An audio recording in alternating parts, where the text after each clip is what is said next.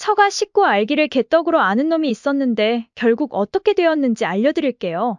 제 친정에 암투병하는 올케 언니가 있었어요. 제가 칠남매 중 막내니까 큰 오빠와 올케 언니는 나이가 많았죠. 남편은 사남매 중 장남이고요. 15년 살았습니다. 시누이 시동생들 전부 한 집에 같이 살다가 작년에 막내 시누이가 결혼하면서 시어머니랑 저희 식구만 남은 지 이제 1년 됐어요. 친정 올케 언니가 아팠지만 저는 멀다는 핑계로 병문안을 한 번밖에 못 갔었고 그것도 남편은 안 가고 저 혼자 다녀왔죠. 그런데 그 올케 언니가 올해를 못 넘길 수도 있다는 소식이 왔어요. 그래서 저희 집도 이제 식구가 단촐해졌으니 이번 여름 휴가 때 친정 가서 올케 언니 병문안도 가고 그 지역에 사는 오빠 언니들도 만나야겠다는 생각을 했어요. 결혼 생활 15년 동안 시아버지는 병원에 계셨고 시동생들 건사하고 아이들 키우느라 친정에 딱 한 번 갔거든요. 그래서 올케 언니도 아프니까 이번엔 꼭 가봐야겠다는 생각이었어요. 여보, 우리 이번 여름 휴가는 친정에 좀 갔다 오자. 올케 언니가 올해를 넘기기 힘들 수도 있대. 15년 동안 친정도 못 갔었는데 이번에 가서 올케 언니를 봐야겠어. 마지막이 될지도 모르잖아. 가서 언니 오빠들도 만나고 오자. 저는 남편이 당연히 그래, 그렇게 하자라고 할 줄 알았어요. 제가 살면서 단 한 번도 저런 말을 해본 적이 없었거든요. 아버님은 저희 결혼 전부터 다른 지역 병원에 계셨기 때문에 평소엔 어머님이 병원에서 간병을 하시다가 명절에는 집에 와서 쉬셨어요. 그래서 친정에 갈 수가 없었죠. 1년에 한 번 있는 여름 휴가는 아버님 뵈러 병원 가서 병원 근처 여관에서 며칠씩 지내다 오곤 했어요. 15년을 그렇게 살았답니다. 그래도 불만은 없었어요. 어른도 아프시고 미혼인 동생들도 있었으니까. 그런데 이번에 올케 언니 아프니까 일부러 시간 내라는 것도 아니고 여름 휴가 때 겸사겸사 친정 가자 소리 한 번 했다고 남편이라는 인간이 한다는 소리가? 야, 막내가 작년에 시집 갔어. 넌 어쩌면 기다렸다는 듯이 막내 없으니까 올해 휴가를 친정으로 가자고 하냐? 막내가 이번에 임신해서 지 남편 휴가 때 친정 와서 엄마하고 맛있는 거 좀 먹고 쉬러 온다는데 우리가 없으면 되겠냐? 이러는 거예요. 우리랑 날짜가 겹친데나 뭐래나. 그래서 제가 우리 큰 올케가 아프잖아. 이번에 보는 게 정말 마지막일 것 같아. 언니 그냥 보내면 나 너무 마음이 아플 것 같아. 이번만 갔다 오자. 그렇게 말하는데도 안 된다고 하기에 그럼 나 혼자라도 가서 올케 언니 얼굴이라도 보고 오겠다고 하니까 아, 참네. 그 더운 날씨에 며느리 놔두고 늙은 엄마가 땀 뻘뻘 흘리며 음식해야 되겠어? 와, 진짜 말을 저렇게 하더라고요. 남편이 저렇게 싸가지 없는 줄은 그때까지도 몰랐어요. 저희 시어머니요, 65세입니다. 어쨌든 그럼 휴가 기간 닷새 중에 이틀만 올케 언니에게 다녀오고 나머지 3일은 내가 와서 하겠다고 해도 안 된다고 하더라고요. 저는 그동안 남편이나 시어머니가 안 된다고 하면 안 되는 줄 알고 진짜 바보처럼 살았어요. 결국은 말이 길어지면서 분위기가 안 좋아지니까 남편이 휴가 끝나고 시누이가 돌아가고 나면 그때 다녀오라 했습니다. 어머니도 남편 편을 들면서 그렇게 하라더군요. 그래서 또 저 하나 참으면 집이 조용하니까 그렇게 하기로 했습니다. 그런데 그 휴가 날짜가 되기도 전에 결국 올케 언니가 돌아가셨어요. 그날은 토요일이었고 새벽 5시쯤에 연락을 받았거든요. 저는 남편을 깨우면서 주말이니까 날 밝으면 길이 막힐 테니 빨리 출발하자고 했어요. 저희는 인천 쪽에 살았고 친정은 강원도 바닷가 쪽이라 주말엔 더 복잡했거든요. 그랬더니 남편이 4시간밖에 못 잤다고 못 일어나겠답니다. 그럼 내가 운전할 테니 차에서 자라고 하니까 갑자기 제게 운전을 맡길 수가 없대요. 아니 아버님 병원 계실 때는 저한테 잘만 시키더니 이제 와서 제 운전을 못 믿어서 못 시킨다고? 내 참 어이가 없어서. 그래서 조금 더 자라고 하고 아침 준비도 하고 집안 정리해놓고 오전 8시에 가자고 깨웠더니 오만상을 다 찌푸리면서 한다는 말이. 직계 가족도 아닌데 이 먼 길을 꼭 가야 돼?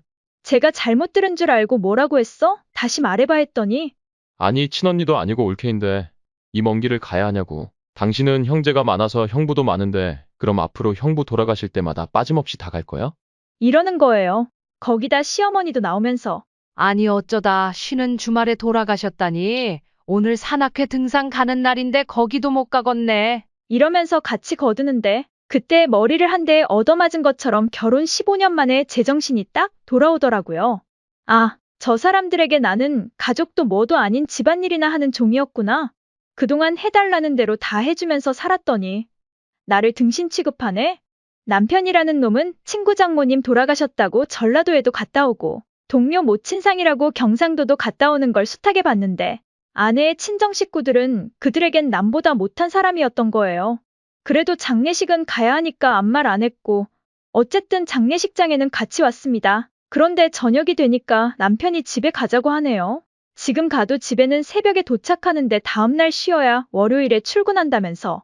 헐, 남편이 제정신인가요? 제가 남의 집 문상 왔나요? 저는 슬프기도 하고 언니 오빠들을 너무 오랜만에 만나 미안하기도 한데 남편이 저 말을 하고섰는데 정말 한 대 칠 뻔했어요. 아니, 지 친구 상담했을 때 문상 갔다가 바로 출근한 적도 여러 번 있는 사람이 저렇게 말을 하니 기가 막혔지만 올케 언니 장례식 중에 얼굴 붉히기 싫어서 나는 장지까지 갔다가 갈 테니 남편한테 먼저 가라고 했습니다. 그랬더니 남편이 나를 끌고 밖으로 나가더니 무슨 말이냐고 지금 한 말 다시 해보라기에 나 장지까지 갔다 갈 거니까 먼저 가라고 했잖아. 그 말을 듣더니 저보고 미쳤냐고 합니다. 장지를 네가 왜 따라가냐? 며칠씩이나 집을 비우겠다고? 시어머니 모시고 사는 사람이? 늙은 어머니에게 애들 맡겨놓고 그게 할 말이냐고. 저희 시어머니요? 65세이고요. 정정하다 못해 여행이다 등산이다 펄펄 날아다니십니다. 남편은 화를 내면서 빨리 가자고 재촉하는데 저는 못 간다고 했습니다. 올케 언니가 저를 막내라고 얼마나 예뻐했는데 저 학교 갈 때도 챙겨주고 우리 엄마한테도 잘했던 분인데 그런 사람을 딱 한 번 문병 와서 돈 20만 원 찔러주고 간 거 미안해서 못 간다고 소리 질렀더니 웬일로 남편이 혼자 돌아갔습니다. 그때 말하던 제 표정이 무서웠었답니다. 그렇게 저는 장례가 다 끝나고 집으로 왔고 전 이게 끝인 줄 알았는데 집에 온 지 며칠 후 출근한 남편이 전화가 왔네요. 막내가 이번 휴가 때 못 온다고 연락 왔는데 막내 시어머니가 상갓집 다녀온 사람 있는 집에는 아이 가진 사람이 가면 안 된다고 못 가게 해서 너무 속상하다네.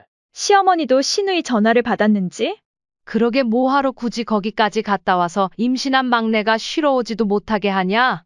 그러니까 남편놈이 또 그러게 내가 뭘 했어? 굳이 올케 장례식장까지 갈 필요는 없었잖아. 나중에 다녀와도 될 걸 괜히 갔다 와서 여러 사람 신경 쓰이게 만들고 있잖아. 그 말을 듣는데 전부 미쳤는지 알았습니다. 내가 하하도 기가 차서 아무 말도 안 하고 가만히 듣고 있었더니 지 말이 맞아서 내가 가만히 있는 줄 알고 너도 할 말 있으면 해봐. 내 말이 맞지? 하는데 그래서 제가 한마디 했습니다.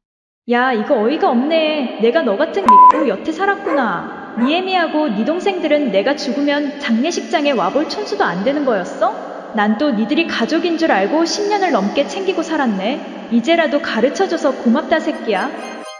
하고 끊었습니다. 그 후로 어떻게 되었을까요? 집안이 뒤집어지고 난리가 났었죠. 이 이야기는 어언 10년 전 이야기입니다. 지금은요? 남편이 변했을까요?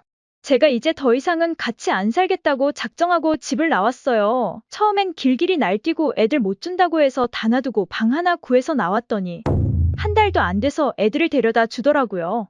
생활비 통장도 주면서.